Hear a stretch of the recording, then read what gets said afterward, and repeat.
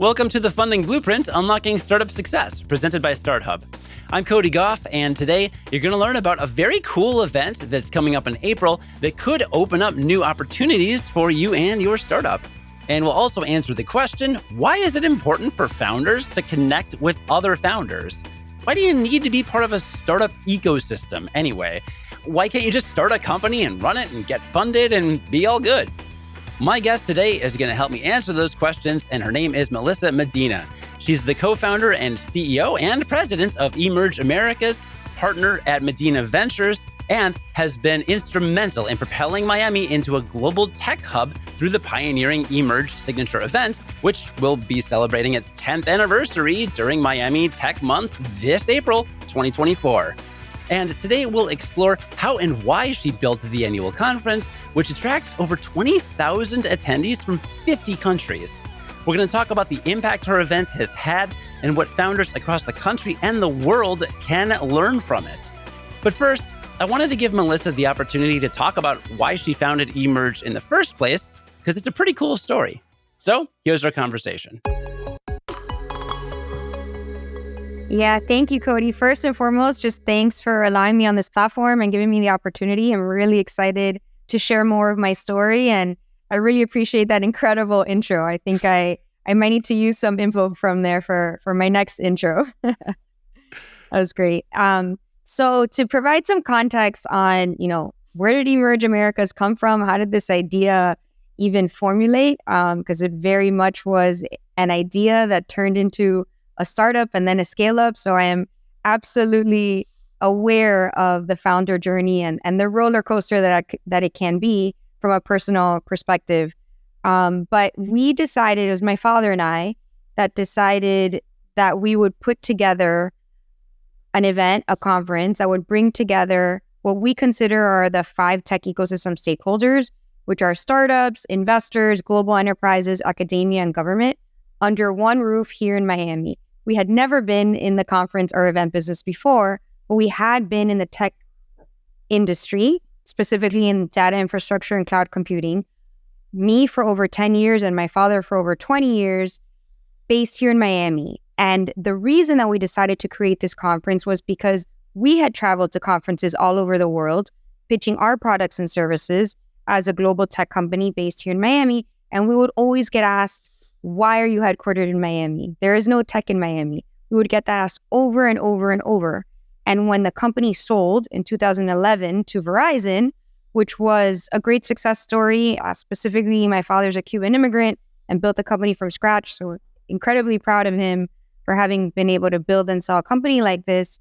There was also a lot of pain points and frustrations, which was why were people always questioning why this company was headquartered in Miami? And it was also very difficult to hire talent at the time, top tier talent, to recruit them to Terramark Worldwide, which is the previous company, was very difficult. So kind of coupling all of that together and having a conversation, we thought, well, at the time, there wasn't any conference really focusing on our region, bringing together, as I mentioned, all these tech ecosystem stakeholders. And we felt that we could launch it. And the heart and soul of that effort was making sure that we had founders sort of at the center of what we were bringing together and of who we were connecting. Because if they win, we win. It's a positive snowball effect if we're able to help founders scale. So they have been part of our thesis and mission from this just being an idea. Awesome. So if I'm a founder, I'm thinking about going, what can an event like this do for me? I mean, we all hear about conferences all the time. Everyone's always meeting up places. But tangibly, what kind of connections are made? What benefits are there? Well, why do you tell people you've got to get to this conference? Yeah, specifically from a founder's lens, I mean, this is much more than I would say than just a conference. We really, truly also are a year-round platform. So we provide resources for founders year-round. We also have our own global accelerator that we have one cohort per year. We select 100 founders, early and later stage founders, and provide them with tools to help scale their company, provide them connections to investors. And then we also provide them exhibit space at the conference itself, where they're able to connect with quite literally thousands of either potential partners, of potential talent, of potential acquirers, investors. So it's all about them sort of taking advantage of all and leveraging all of the people that we're bringing together, all of these decision makers that we're bringing together from all over the world, kind of concentrated here in Miami and being able to use our platform to help scale their businesses. So it's not just about the conference itself, but it truly is a network that we host and that we foment year round. Why do people come from so far away? Is it primarily that they're interested in some kind of U.S. base, or is that independent from that? It's a great question. Well, a couple of reasons. If you would have asked me this 10 years ago when we launched, it was very US LATAM heavy, and which makes perfect sense, right? Geographically, we have been sort of labeled as the capital of Latin America for so many industries, and we have great ties to Latin America. There's absolutely amazing talent also in Latin America and entrepreneurs that are building amazing businesses. So it started off very LATAM and US heavy naturally. What's happened in Miami, specifically over the last 4 or 5 years, and even more specifically post-COVID, is that Miami has really become much more of a global epicenter. It's become an international city. As you probably have seen, Miami is all over the media. In the last 3 or 4 years, there has been a huge influx of financial resources, tech talent, capital, large global corporations. And I think that has sort of influenced everything that's happening in Miami, which has also permeated into eMerge, where now we still are US and LATAM very regionally heavy, but you're seeing influences from all over the world, Europe, Asia. It's just incredible to see how our platform and our attendee base is growing at sort of the same rate that we're seeing all of this newfound attention and, I guess, attraction in Miami as well. And lastly, I'll say many people that are attending from outside the US definitely do see this as a platform and a way to facilitate potentially their expansion into the US as well.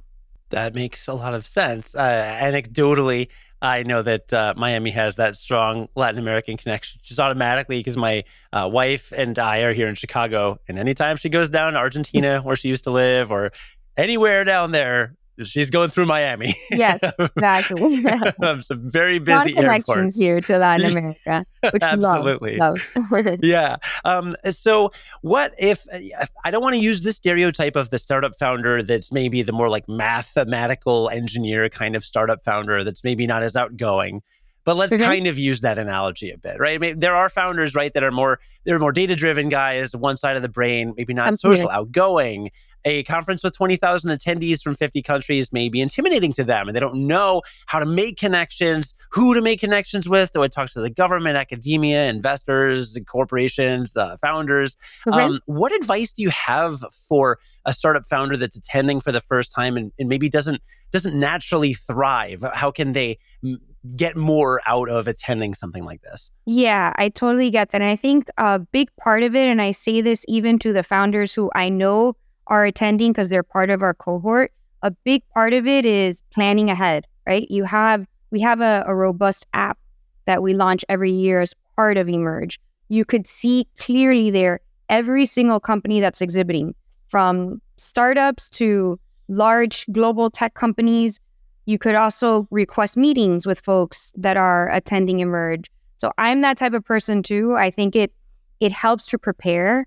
And if you're going to walk in feeling overwhelmed already because there's so many thousands of people there, if you are prepared and you do your research, I actually believe that it really will help specifically the person and profile that you're talking about, right? They could say, you know what, I'm going to attend for a few hours and I am going to be super hyper targeted in what booths I'm going to, who I'm going to try to connect with. And the second thing I'd say is, I think part of it also is to listen to a lot of the thought leaders that we're bringing together from around the world so that they're able to be inspired, throughout their journey, and also realize that there's a lot of people going through what they're going through as a founder. And that's a big part of the reason that we also launched eMerge. We, kind of tell stories and let other founders tell their success stories and their challenges so that people can feel like, oh, they can relate to who's on stage. So part of it is planning, preparing, and then also going with an open mind to be inspired by the speakers that we bring together. Sure. And I have a side tip for planning. I love the planning thing. I've gone to conventions before and not wanted to plan because you don't want to get locked in, right? You want to be flexible. Yeah, you want to have some flexibility. Absolutely. Sure. But I actually, a couple of years I went to a convention and I planned ahead and booked every minute for like 4 days. But you know what? As long as, I didn't book meetings, I just like put down the sessions I wanted to attend or whatever. And I only went to like 3 of them, like I at least had then I knew what I could be doing, right. You might get sidetracked. Those accidental collisions are probably some of the most fruitful conversations that you will have, which is bumping into someone that you've never met before, and introducing yourself, or meeting someone in the investor or startup lounge that you had no idea was there. And then you end up meeting them and creating a great conversation. And when you look at your agenda again, you're like, oh, I skipped that hour that I had, penciled in for something else. But I completely agree with you. Yes. So listener, don't be afraid to pencil in a whole weekend's worth of schedule, a whole week's worth of schedules. You don't always have to go. So, you have done so much for the Miami tech ecosystem. There are other cities with growing startup ecosystems. Chicago is one of them. If you were like in Chicago or in another city, what are a couple of the specific things that you think you've done that have really contributed to helping nurture that ecosystem, and that maybe other founders or investors or others generally involved in the startup world can maybe emulate in their cities to grow their networks there? Yeah, so I think something that we did that was unique early on, this was when eMerge was just an idea and we were planning it. It took us 2 years to plan, is that we always had the mindset that this truly had to be sort of a team effort. And we wanted to get together a core group of ecosystem leaders to be part of what we called sort of a steering committee and an advisory board, because we wanted to get as many people's input as possible who believed in the mission of building a thriving tech ecosystem here in Miami. And it was made up of both public and private enterprises, which I think also is essential in any tech ecosystem, to have at least some public support, making sure that your city, your county, the community that you're in believes in a knowledge-based economy, believes in innovative thinking, wants to think about how technology could help drive their community. I think that's honestly probably the best thing that we did early on, was we wanted as much support as possible, but getting input more than anything, so that as we've grown over the last 10 years, those folks who were part of this advisory board and steering committee early on played a huge role in the success of not only helping build out eMerge as an ecosystem, but really helping our vision come to life in general as a Miami tech ecosystem and community. So again, I think I'll end the way I started, is that this really has to be a team effort, a core group of organizations, not just one, that kind of come together and believe in this mission. Yeah, it's almost like running a startup. You don't just make a product and you need to have product market fit. Product market fit, right? You got to talk to customers. Yeah. When working with local government, public officials, was there any particular skepticism or pushback around the potential value? What was the biggest hurdle to clear in those conversations? Oh yeah, absolutely. I mean, we had some in their defense and some public officials that early on said, we're not sure about this, but we believe in you. We do believe in your mission. We're not exactly sure how you're going to accomplish it, but okay, we're going to support this. And then we had other public officials, who I won't name, that just said, Miami is much more of media, entertainment. Yes, we have some financial sector too, but I really don't see this as an avenue that we want to nurture or pursue, meaning tech innovation entrepreneurship. But I will say the conversation has changed dramatically over the last decade. In their defense, 10 years ago, there really wasn't a lot of people talking about the importance of technology here in South Florida. And so I think a lot of it was just educating and speaking as much as we can about why this is so important.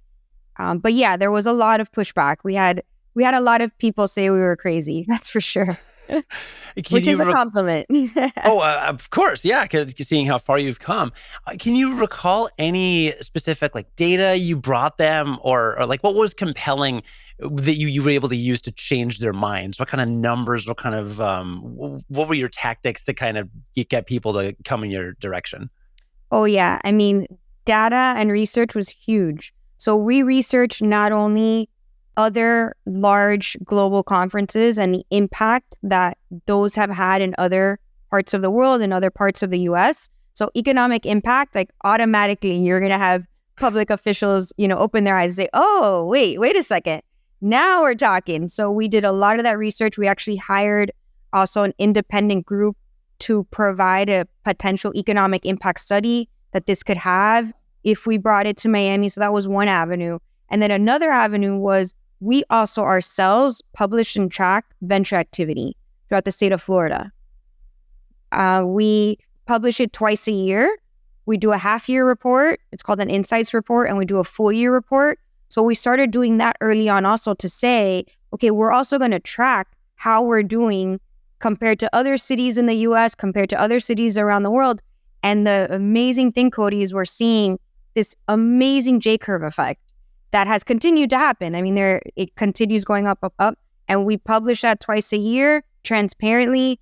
And I think that has really also helped provide a case for support of not only what we're doing, but of why Miami. Why if you're thinking of launching an organization or a company, if you're a founder, you're not captive of any city anymore. I mean, post-COVID, you can potentially launch your business from anywhere in the world. So we just say, why Miami? Here are the unique factors and here are our trends based on data. 2 follow-up questions. How big was the conference when it started? Like, you couldn't tell them, I'm going to have a 20,000 person conference. It'll bring us all that money. So what was your starting point that at least got their attention? So we didn't say that we were going to have 20,000 people, that's for sure. But we always thought big, which by saying that, I mean, we started eMerge at the Miami Beach Convention Center from year one, because we wanted people to know that our vision for this was not small. We knew that we would hopefully be able to grow this. And I think that was our first sign of saying, we want to be able to eventually take over this entire convention center. So that's why we're starting here. And we've been there every year since, and it has grown dramatically. So to answer your question, our first year, we had an internal goal of 2,500 attendees. That would have been phenomenal for us. We had 5,000 people attend our first event. So I think that was, we doubled what we anticipated. And truly we were embarking on something really, really new, especially here in Miami. And that was actually when we realized, Cody, okay, this could be much bigger even than we anticipated. We were filling a void in the market. We were going to grow our team and make this annual. We did not know if we were going to have this as an annual event when we first launched. That was our vision and our hope, but it wasn't until we actually opened our doors and were able to, see how much traction we actually got when we were able to make a full concrete plan. But I would say thinking big was definitely part of the strategy from the beginning. Even though we had never hosted a conference before, we just had a lot of confidence in the fact that this would resonate. And thankfully it did. Not without challenges. It definitely, I don't want to make it seem like it has been, all peaches and cream. It has definitely been a roller coaster ride, but happy nonetheless. I'm super excited about, celebrating a huge milestone next year, which is 10 years. It's unbelievable for me to even say it. That's why I stumble saying the words. So I can't believe it's been a decade. It's so cool. And it's so startup-y, right? Like, completely. Think big. Don't, think far down the line. How big can this get? It's not just, we want to do this thing and maybe it'll grow. It's like, no, we're going to, and you did it. Have you heard of the term BHAGs? Big, hairy, audacious goals. Big, hairy, audacious goals. We have those as a team from when this was an idea, and we still refresh them every year. And that's when I say think big, that's what we always talk about the BHAGs at eMerge. Big, hairy, audacious goals. I like Mhm. it. The other thing I was going to say is Miami is now its own tech ecosystem with its own unique properties. It does feel like all the best tech ecosystems have great weather all year round. I say in Chicago, as it is very cold and raining outside. I love um, Chicago, though. oh, th- Chicago in the summer is absolutely amazing. The winter is hard for me, being born and raised in warm climate, but it's a beautiful city. Well, thank you. I agree completely. Having said that, I have Okay. heard you on other podcasts say that it's not Miami is not another Silicon Valley, No. right? They're distinct, and everyone always immediately anything in startups they always just go straight to Silicon Valley, right? Mhm. So, can you talk to me about how you perceive Miami as different? Why go to one place over the other? Yeah. Similarities, differences from your point of view? Yeah. I mean, when people tell me, oh, Miami's trying to become the next Silicon Valley, I'm always the first one to raise my hand and say, no, we're not. We want to learn from Silicon Valley. Obviously they've built an amazing tech ecosystem there.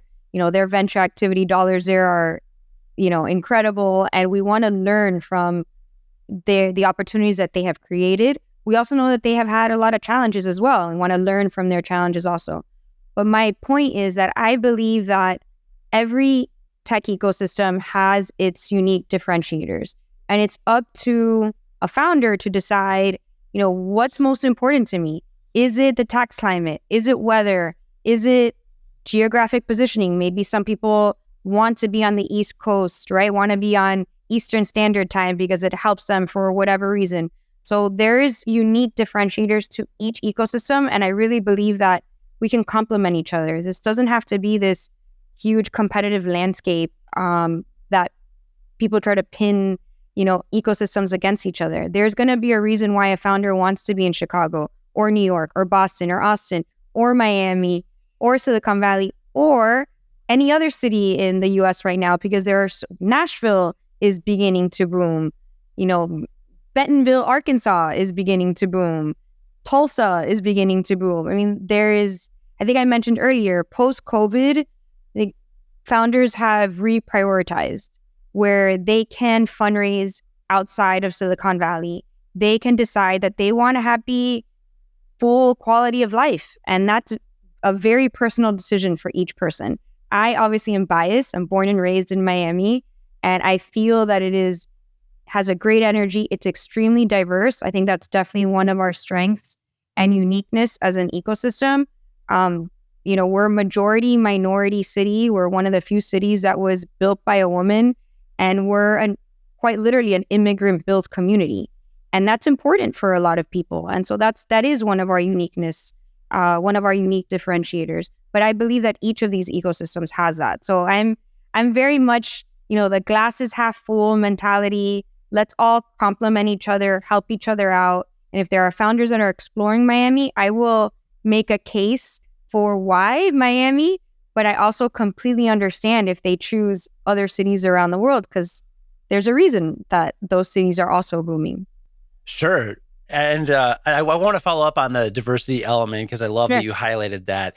But first, I do want to speak to some of those differentiators. It is funny, as a guy that's been working remotely since before the pandemic here in Chicago, for a while, I worked for an East Coast company, and that meant that I had to wake up early sometimes.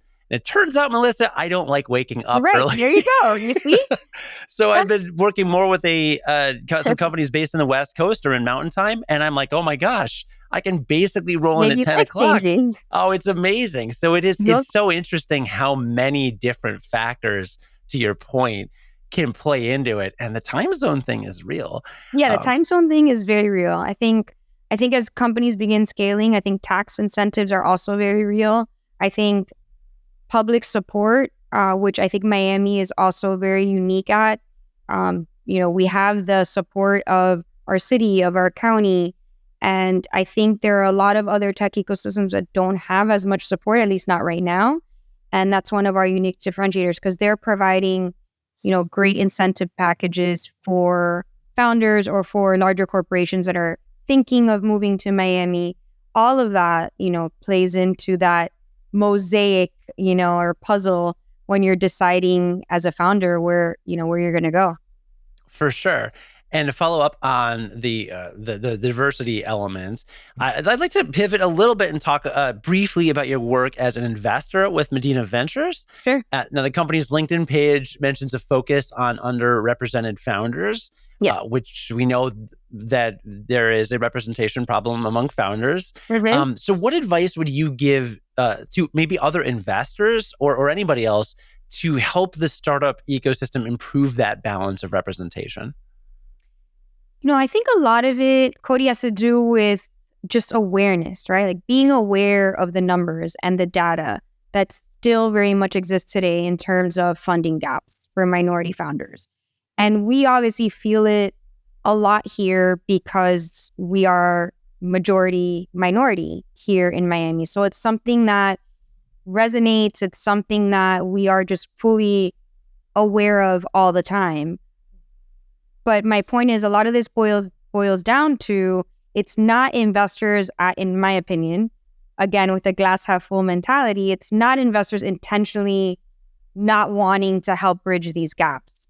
I believe it's just more about educating, about conversations, about, telling these incredible success stories that minority founders have had, kind of shining a light on funds and investors that have invested in minority founders and how that, successful that has been. So in my opinion, it's just a lot about awareness and educating more than anything else. Well, you just raised awareness and educated by saying that on this podcast. Thanks. Thank you. Hopefully our listener walks away and internalizes that and keeps that in mind. And I guess to wrap up then, I would like to just ask you if you would like to highlight any particularly impactful companies you've worked with, maybe someone you invested in, maybe just another startup you're aware of that you'd like to bring our listeners' attention to, maybe what they can learn from them in terms of why they're successful. Yeah, I mean, I guess the one that comes to mind and that I would highlight, it's a company called Storybook app. It basically combines infant massage, relaxation, meditation techniques with bedtime stories and music. They help essentially families bond and relax and sleep better. And parents usually include this like in bedtime routines, and it provides a great bonding essentially between parents and children. But this one specifically stood out to us, which we did invest in. But the way we met the co-founders, was through a pitch competition that eMerge holds pitch competitions in emerging markets throughout Latin America and in the US. And this one in particular was in February of 2020, so a few weeks before the world shut down. We hosted a pitch competition in Ecuador. And the winner of that competition were the co-founders of Storybook app, which is a husband and wife team. Their name is Francisco and Daniela Cornejo. And a month later, we all know what happened with the global pandemic. We continued to stay in touch with them because they were supposed to be in eMerge, the conference, a couple months later. Obviously, that couldn't happen because of the pandemic. But throughout all of that, we remained in touch with them. They actually decided to move to Miami during the pandemic. We were a huge support factor in that. And then they were finally able to present at eMerge in 2022. So, when we were finally able to launch eMerge, the conference again, post-pandemic, and they received the first ever Google Latino Fund grant of $100,000. We ended up investing in them, and it ended up just being such a completely sort of full circle moment, and beyond proud of both of them. I know they sacrificed a lot, and their passion sort of really came through from the first day that I met them in Ecuador. It's just amazing to see their growth, their trajectory. They're now, I believe, the number one family app in, over 50 or 60 countries. They've grown dramatically, and they have a B2C and B2B model where they work with corporations who offer this to their employees also. But more than anything, what stood out the most was their passion and their vision and their drive. I mean, they sacrificed a lot to make this happen. So, wow. Full circle for sure. I will include a link to Storybook app to learn more about that in the description. Yeah, you should. Awesome. Today's episode. I'll be Any checking that parents out there, it's really incredible how it could change just even the relationship with your child. It's really, really interesting. I have a 3-year-old and a 1-year-old. So you will want to download this, especially for that age. I mean, it's up to 8, 9, I think 10 years old, but the majority is infant until 6, 7 years old, and it's really incredible. That's great. I read to my son every night. When my wife or I read to my son every night, unless he's not in the mood. If it's one of those, I have 5 children, so all different personalities and ages, so and temperaments. Exactly. Yeah. Okay. Wow. Awesome. Well, thanks for that amazing resource. And listener, eMerge Americas will be held in Miami Beach, Florida, April 18th and 19th, 2024. You can register now for an advanced rate with prices going up after March 18th. So register now at eMergeAmericas.com. It's eMerge, but the M is capitalized. So that's sometimes I feel like I should say eMerge, and other times it's just eMerge. eMerge. There's a lot of meanings for that M, but Miami is definitely one of them. I was going to ask, would you like to share any other meanings for it? We're all M's as well. My last name is Medina. My father's Manny. I'm Melissa. There's a lot of M's that happen to, permeate around that meaning. I love that. I can totally relate. My lucky number's 4 because there's 4 letters in my name. My parents have 4 kids. My birthday is actually April 4th, which is 4/4. Oh, that's my 5th child is April 4th. Oh, no way. Hey. She's 7. Just a little younger than you, Cody, but you share the same birthday. Just a touch. It's a fantastic birthday. Well, happy birthday to your child, to your youngest, when that comes up. But in the meantime, everybody check out eMerge Americas. Melissa Medina, founder, creator, the person who runs it, the person in charge. Thank you so much for joining me, and I hope that our listeners and I see you at eMerge this April. Yes, thank you again. This has been so much fun. Definitely hope to see you in April. We'll do a little birthday celebration in Miami for you, Cody. Ooh, perfect. I'm down. Thanks so much. I hope you enjoyed today's episode, and I hope you can make it to Melissa's event, and I hope it propels you and your startup's efforts to the next level. And I hope you remember the most important lesson from today's episode. I'm an Aries. The Funding Blueprint is produced by me, Cody Goff, with audio and video editing by Sean Patel. If you're looking for exceptional sound design or audio-video production work, get in touch with Sean at seanpatel.com. Thank you for joining me, and have a great week.